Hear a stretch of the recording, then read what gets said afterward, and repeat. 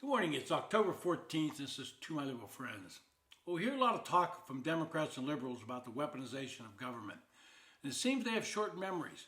I'm not sure how these two current mortgage cases against Lisa Smith, member of the Federal Reserve Board, and Letitia James, the Attorney General from the state of New York, will play out, but it's amusing to watch them, especially Miss James, because she seems to be hoisted by her own petard.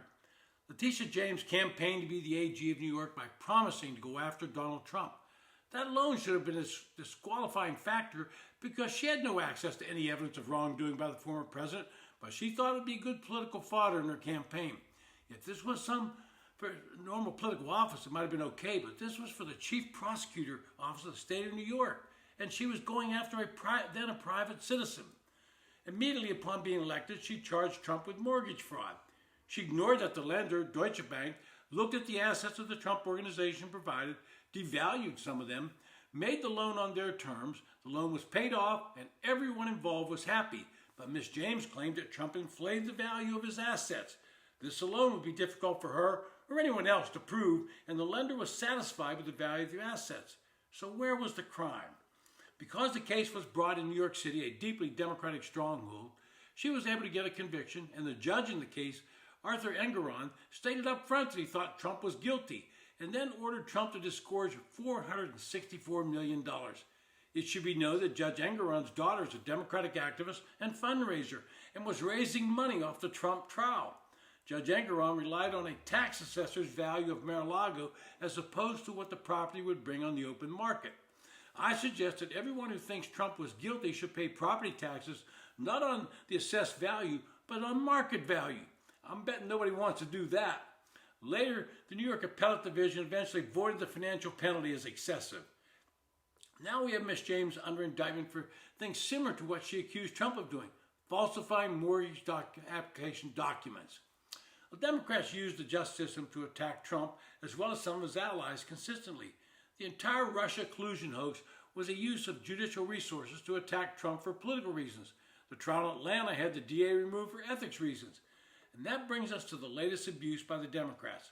The United States Senate Judiciary Committee this week revealed that Joe Biden's FBI spied on 8 Republican senators and a member of the House Representative, member in 2023. The underlying FBI records reveal that the agency sought telephone data as part of the Arctic Frost investigation that Special Counsel Jack Smith used to concoct an election fraud case against President Donald Trump.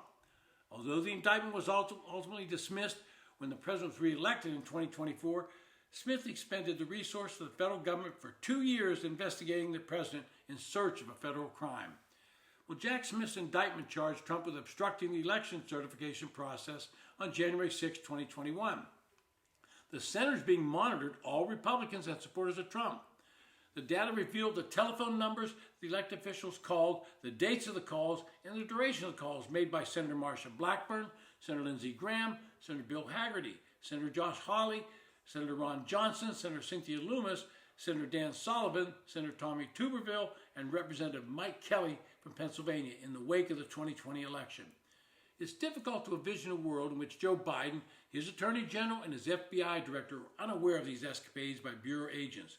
Thus, the predicate evidence for procuring something as serious as a citizen's telephone records should have been substantial. At this moment, no purported justification has been disclosed, let alone substantiated. And yet these FBI agents were working under the guidance of higher-up officials, and nobody thought to put a stop to this kind of behavior. The scale of political targeting is staggering. Earlier whistleblowers' disclosures show that the same FBI operation did not stop with senators. At least 92 Republican groups and individuals, including Charlie Kirk's Turning Point USA, were targeted. The 2020 election investigation was never a genuine inquiry. It was a coordinated campaign aimed at undermining the entire conservative movement. Well, the FBI has some difficult questions to answer, and forthwith. Just what was the agency fishing for in 2021, and why?